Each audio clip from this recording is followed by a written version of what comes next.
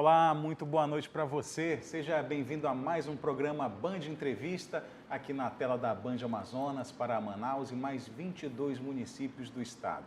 Eu sou Neto Cavalcante e o nosso convidado do programa de hoje é Algemiro Lima, que é o Superintendente Federal da Pesca e Aquicultura do estado do Amazonas, a quem eu agradeço desde já por ter aceitado o nosso convite, estar aqui no estúdio do Band Entrevista, Algemiro.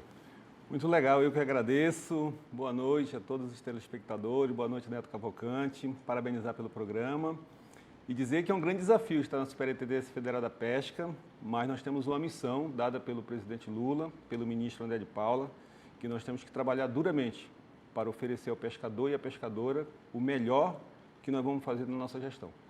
Antes de a gente falar um pouco das atribuições desse órgão federal que tem aqui uma secretaria aqui no estado do Amazonas, eu queria que o senhor se apresentasse, falasse um pouco, apresentasse para quem é de casa, quem é o Algemiro Lima e como foi a sua trajetória profissional até chegar à Superintendência Federal da Pesca. Legal. O Algemiro Lima é um garoto nascido nas barrancas do Rio Purus, em Beruri, à época era a comarca de Manacapuru.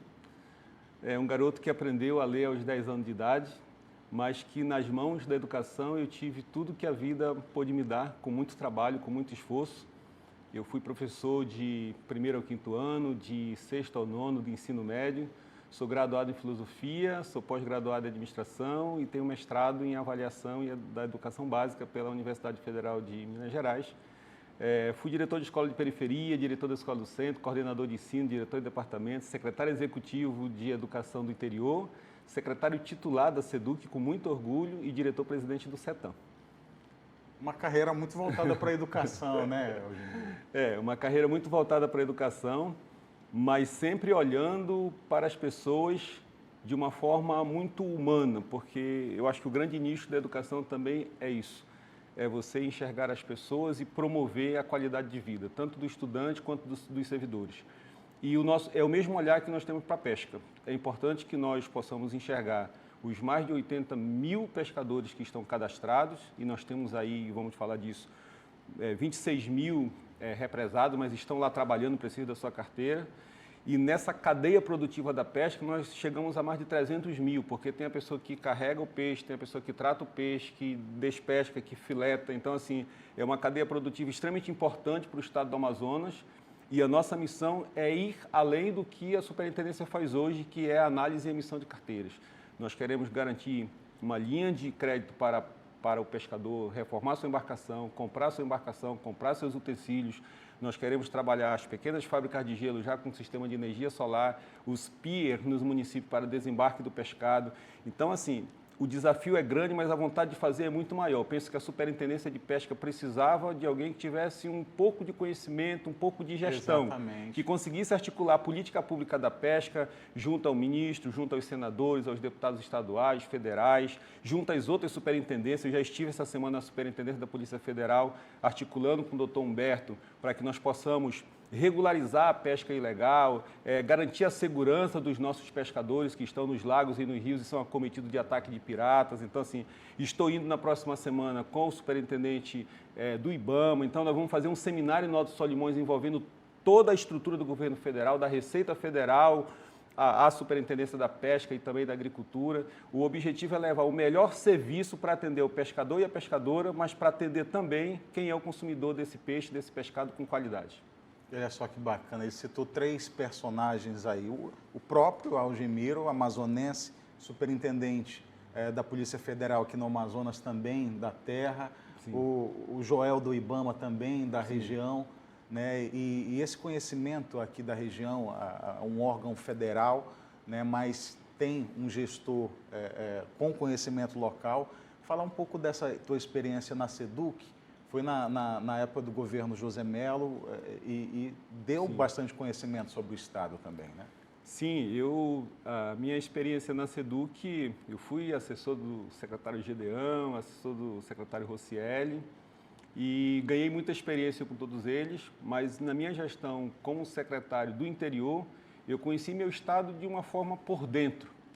E quando nós construímos a política do Vale Alimentação, à época todo mundo diz, não é possível, isso é possível para o sul da capital e não dá para ser para o interior, isso é para professor.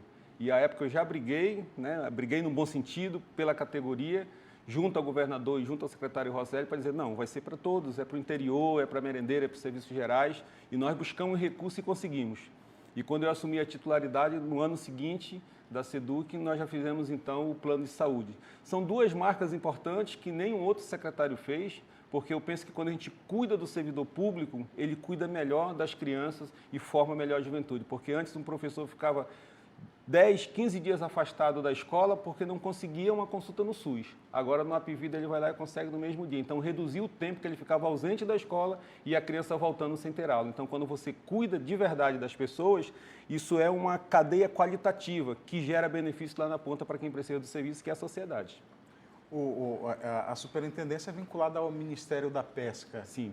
Né? Como é que foi essa chegada e identificar os problemas desse órgão que você assume? Então, a chegada foi tranquila, né? A identificação dos principais gargalos, eu estou nessa fase ainda, né? Eu fui nomeado e tomei posse, o ministro da Pesca, André de Paula, veio aqui, exatamente no dia 27 de maio, então estou aí há 15 dias, e estou nessa fase de identificação dos gargalos. Mas o principal gargalo são 26 mil cadastros de pescadores, seja cadastro inicial, seja protocolos, que estão aguardando a análise e deferimento da carteira. E aí eu te diria, Neto, qual é a importância da carteira?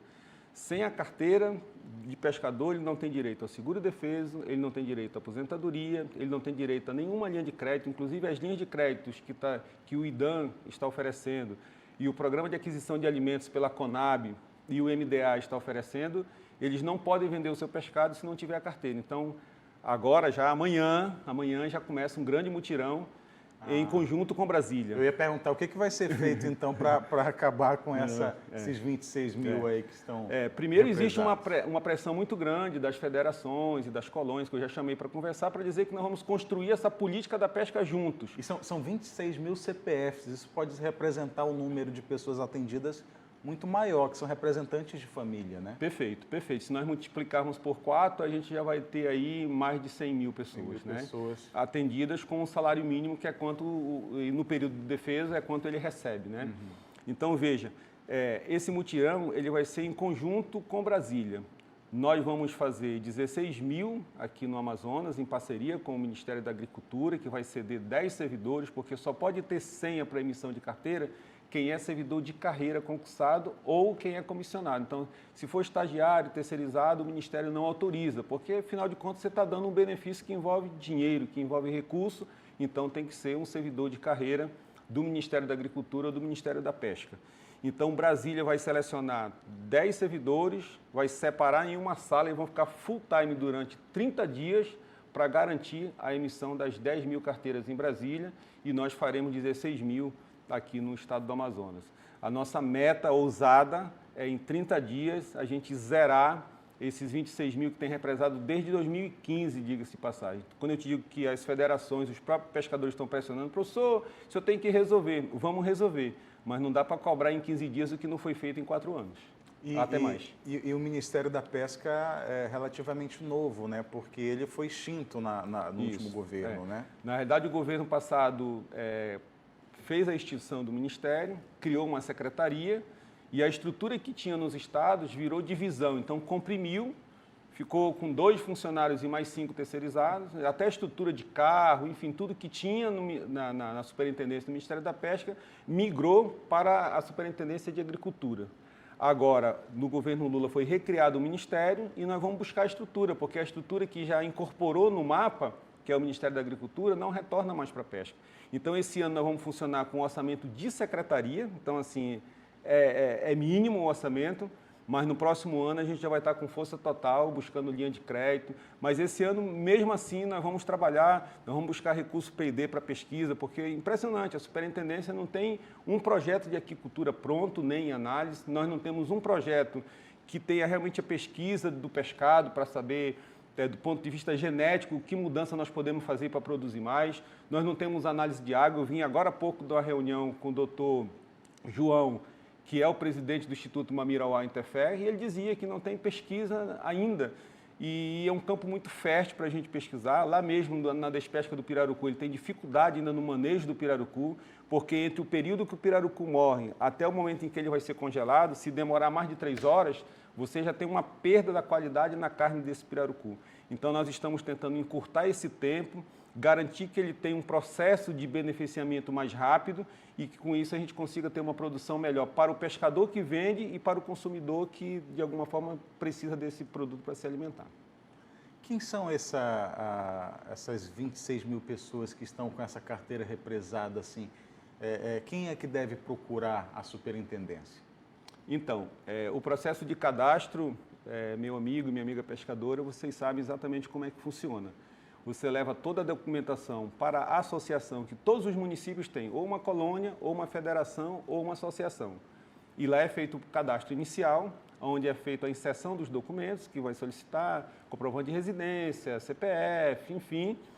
E aí isso é colocado no sistema, que hoje é chamado de CIS-RGP 4.0, que está migrando já no próximo mês para o 5.0, que ele vem muito mais rápido e vem com mais funcionalidade, então isso já é uma inovação do novo governo.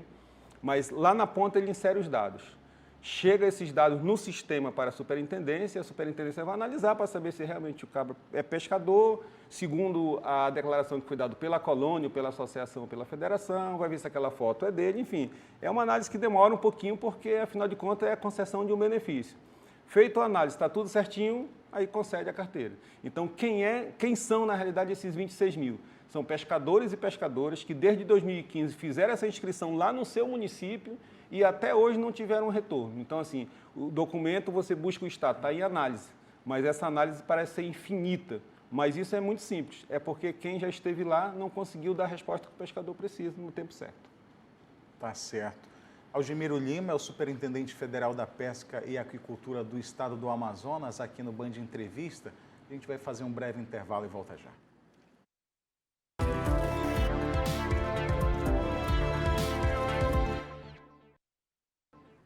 De volta com o programa Band Entrevista aqui na tela da Band Amazonas, recebendo Algemiro Lima, Superintendente Federal da Pesca e Aquicultura no Estado. A gente já falou bastante, Algemiro, no primeiro bloco sobre pesca. Falar um pouquinho sobre aquicultura, mas eu tenho muita dúvida ainda em pesca esportiva, então sei que tem dúvidas aí também sobre pesca esportiva, fique aqui com a gente que a gente vai falar sobre o assunto também. Me preocupou quando você disse que não tem nenhum projeto de aquicultura e o estado do Amazonas, a gente tem um grande potencial para ter projetos, para ter fazendas, né, de pescado, de peixe. Então, na realidade, quando eu afirmo que não há projetos, é do ponto de vista da superintendência, né? É lógico que a CEPRO, a Secretaria de Estado, o IDAM, né, tem projetos no estado todo, com os alevinos e tudo. E o estado do Amazonas... Mas tem espaço para mais, então? Tem espaço para mais. A minha reclamação, ela é, por ser redundante, ela é de mim para comigo, né? Por que a superintendência não tem, enquanto um órgão federal, um braço grande na parte de aquicultura, né? Nesse sentido, nós não temos. Então, assim, isso é triste porque o Amazonas, ele pode ser um dos maiores produtores de proteína para a China, para o Japão, enfim, para a Ásia de uma forma geral, que tanto precisa. E a criação de peixe é essa alternativa, muito embora tenha uma outra discussão, que provavelmente você, empresário que está me assistindo, deve estar dizendo, pô, professor, fale da questão da ração. O que deixa o custo do peixe muito elevado é o alto preço da ração por conta do milho e da soja, que não tem subvenção. A falta de milho no Amazonas. Exatamente. E aí deixa a ração muito cara. Então, assim, um quilo de peixe que você compra no supermercado hoje por 10, 12, 13 reais, esse valor, na realidade, ele está saindo lá no tanque, lá onde está sendo produzido. Então, hoje não é negócio ainda, enquanto não encontrarmos uma forma de criar uma subvenção para a ração, é bem difícil essa questão. Mas você pode me dizer, puxa, por que a gente tem 80% do tambaqui que a gente consome hoje em Manaus, vem de Rondônia, por exemplo? Porque lá a produção é em longa escala. Então, tudo que você produz em grande escala finda que você diminui o custo e você tem competitividade. O Amazonas precisa enxergar isso, então aumentar a sua capacidade de lâmina na água dos tanques para poder criar, porque você pode criar tanto nos tanques quanto você pode fazer barragem. O Amazonas tem capacidade para fazer pelo menos essas duas modalidades. Eu acredito muito nisso. O ministro André esteve aqui, viu a necessidade, foi em Manacapuru, foi em Iranduba, está voltando agora para Interfé. Então, assim, está muito comprometido e vai buscar recursos para que a gente possa, junto com os outros órgãos que também trabalham piscicultura, implementar ainda mais essa cultura no nosso estado. E quando o senhor falou que falta pesquisa, a gente conversando aqui antes de começar a gravar, o senhor falou da questão do tambaqui, de ter a produção maior do tambaqui fêmea, né? E entre outras questões. Sim. Então, eu falava ao doutor Humberto, lá na Superintendência da Polícia Federal, que nós vamos cumprir, enquanto amazonenses representando o governo federal aqui, um papel importante, que é de unir as instituições do nosso segmento federal para produzir conhecimento. Então, imagina, a Universidade Federal do Amazonas tem o curso de Engenharia de Pesca, mas não conversa com a superintendência, que não conversa com o IBAMA. Quando eu digo não conversa, não se conecta buscando exatamente o fortalecimento dessa pesquisa e dessa extensão para a melhoria da qualidade genética do pescado. Mato Grosso do Sul, por exemplo, pegou vamos chamar aqui o pintado, o nosso surubim, na linguagem para o nosso pescador aqui entender, e fez uma modificação genética, porque o surubim tem a cabeça muito grande, então na hora de vender, finda que a parte da cabeça não aproveita, assim como o pirarucu, e lá nessa mudança eles reduziram o tamanho da cabeça do surubim e aumentaram a cauda, ou seja, a parte de filé aumentou. Então, assim, lá fez, aqui também pode ser feito. A questão do tambaqui fêmea, que cresce 30% mais rápido do que o tambaqui macho, isso já é uma realidade. Mas a gente precisa levar esse conhecimento para quem trabalha com isso, que é quem está lá na ponta dos municípios, é quem está aqui no entorno, por exemplo. O Rio Preto da Eva é um grande produtor de peixe, e lá nós temos um entusiasta da causa, que é o prefeito, né? O prefeito tem buscado, já me procurou, tem ido a Brasília, tem procurado o governador. Eu penso que esse é o papel da superintendência, é articular a política pública com a UEA, com o IFAM, com a UFAM, com as outras superintendências, para nós encontrarmos um caminho que seja certo e que seja eficiente, que nós possamos fazer uma política de Estado, que vai acabar o governo do A, do B e do C, mas aquilo que for plantado vai ficar por muito tempo para que as gerações possam sobreviver disso bem. Recordei de uma coisa aqui, que, por exemplo, a matrinchão, hoje já se tem a inseminação artificial, mas a reprodução do pirarucu é muito mais artesanal, é ainda artesanal, né? Entre outras questões, né? Sim, professor? sim. Mas eu tive a grata satisfação de estar no Instituto Mamiroá, como eu já falei antes, estava hoje, e em 1998, quando eles fizeram o primeiro processo de represamento e cuidado do pirarucu, a média de um pirarucu era 1,27 m e nós tínhamos aproximadamente 50 mil espécies, 50 mil peixes na reserva. Agora, em 2022, foi a última medição, ele já está dando 2,47 m o pirarucu, e nós temos 170 mil peixes na mesma reserva. Ou seja, mostra que num período um pouco mais de 20 anos, nós triplicamos a espécie e em tamanho e qualidade. Então, basta você cuidar que você vai ter para a vida toda. Então, esse pensamento a gente precisa ter. E o pirarucu, no seu habitat, ele tem uma facilidade, desde que cuidado e preservado, ele tem uma facilidade muito grande de reprodução. E hoje já tem os criadores, já tem os alevinos, então assim, já tem o IDAM, tem projetos de pequenos tanques e que ele está estabelecendo essa parceria com os municípios, está fazendo, e isso vai dar muito certo. Mas fora isso tem, por exemplo, a Piagaçu Purus, que também tem uma reserva enorme de pirarucu, com potencial grande para produção em larga escala, mas que nós precisamos, enquanto governo federal, chegar lá com um braço forte para poder levar um bom frigorífico, para poder capacitar os pescadores, para poder colocar dentro das normas do que a Superintendência de Agricultura precisa, que o Ministério da Agricultura, para poder cifrar, a instituição tem que estar toda regulamentada e cumprir o que é de direito e de lei. Pesca esportiva, o turista que chega aqui no estado do Amazonas para pescar, ele precisa ser um pescador profissional. Alguma coisa relacionada à pesca esportiva passa pela superintendência? Essa carteira, por exemplo, que está represada, não é desse pescador esportivo, né? Não, a carteira represada ela é do pescador de subsistência, Sim. o que nós chamamos de pescador artesanal, né? Então, a pesca esportiva, ela passava muito distante da superintendência, mas eu já fui convidado para o lançamento da Copa Brasil de Pesca Esportiva, aconteceu há 2 semanas ali no Tarumã, e agora em setembro vai ter o lançamento da pesca esportiva do peixe de couro.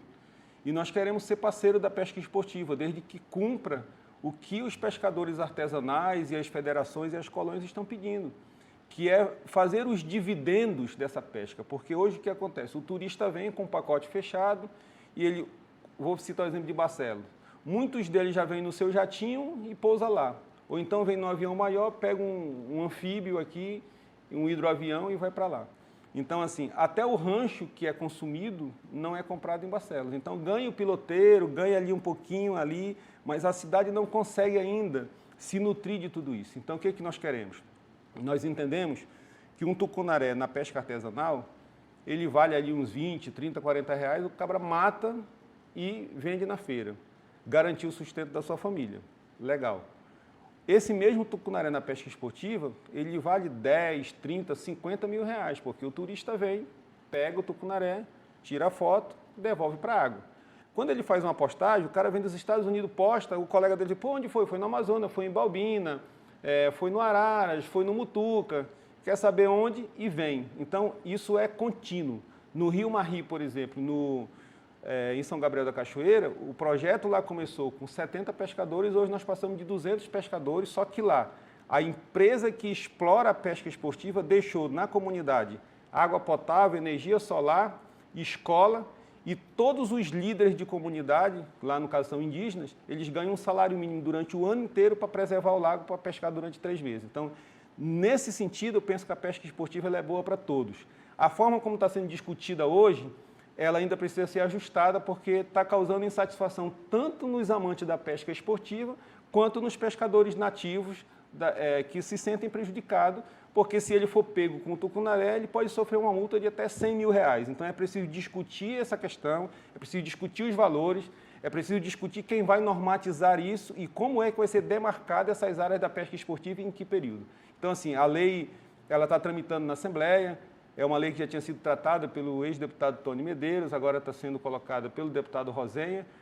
E eu penso que é preciso discutir com os pescadores e com as entidades para encontrar o melhor caminho, porque a pesca esportiva ela é importante, mas quem está nas comunidades e quem fica com o ônus precisa também ter o bônus. Nem hotel, né? Porque o turista ele não fica em terra, ele fica na embarcação. Barco, hotéis, barcos Isso. que são muito bem servidos, né? Com toda a estrutura, com né? toda a estrutura, exatamente. E reservas todas já agendadas. Todas. Eu tenho contato com os empresários que, enfim, eu também gosto da pesca esportiva, eu sei pescar um pouquinho e, assim, para a gente encontrar um pacote para esse ano, já não encontra mais. Tem muitos hotéis de selva e muitos barcos, muitos iates que já têm pacote vendido até 2025, para você ter uma ideia. Então, assim, é uma economia importante para o Brasil inteiro. O Ministério aposta muito nisso, mas ele não quer desconectar a pesca esportiva do pescador artesanal quando se fala de benefícios para a comunidade local. Sem dúvida, tem que ficar alguma coisa para a terra, para onde está sendo explorada essa atividade. Algemiro Lima é superintendente federal da Pesca e Aquicultura do Estado do Amazonas, aqui no Band Entrevista, a quem eu agradeço e quero que você deixe registrado, então, qual que seja a bandeira que você quer deixar, qual o legado dessa sua passagem, como é que você quer que seja marcado essa passagem na Superintendência Federal da Pesca. Legal. Primeiro, quero te agradecer, Neto Cavalcante, pelo espaço, pela oportunidade de falar com você, pescador, pescadora, de falar com você, meu amigo, que é da federação, do sindicato, mas, sobretudo, você, que todos os dias sai na chuva, no sol, para colocar o alimento na mesa de todos os amazonenses e de muitos brasileiros. Dizer a você que esse mês de junho é o mês do pescador.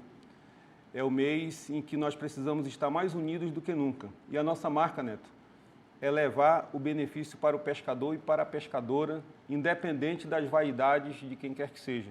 Isso é uma decisão do presidente Lula, isso é uma decisão do ministro André de Paula, que nós vamos trabalhar muito para oferecer a linha de financiamento, como eu disse no início, para reformar a sua embarcação, para a aquisição da sua embarcação, mas também para regularizar você que já tem embarcação e não está conseguindo fazer a sua pesca legalmente, que seu barco está sendo apreendido. É nosso compromisso regularizar a sua embarcação, é nosso compromisso zerar essas 26 mil carteiras que estão represadas há anos, é nosso compromisso lutar junto ao Ministério, junto à categoria política, para que a gente reconheça o pescador como sendo realmente aquele que é importante na cadeia econômica, porque nós temos linha de financiamento para a indústria, nós temos para o agro, nós temos para o comércio, mas não temos para o pescador. Então, acreditem muito nessa gestão que nós vamos fazer junto, a melhor política de pesca para o estado do Amazonas. Muito obrigado, Algemiro Lima, Superintendente Federal da Pesca no Amazonas. Agradecer a você também que ficou aqui com a gente no Band Entrevista até agora. No próximo domingo, a gente está de volta. Até lá.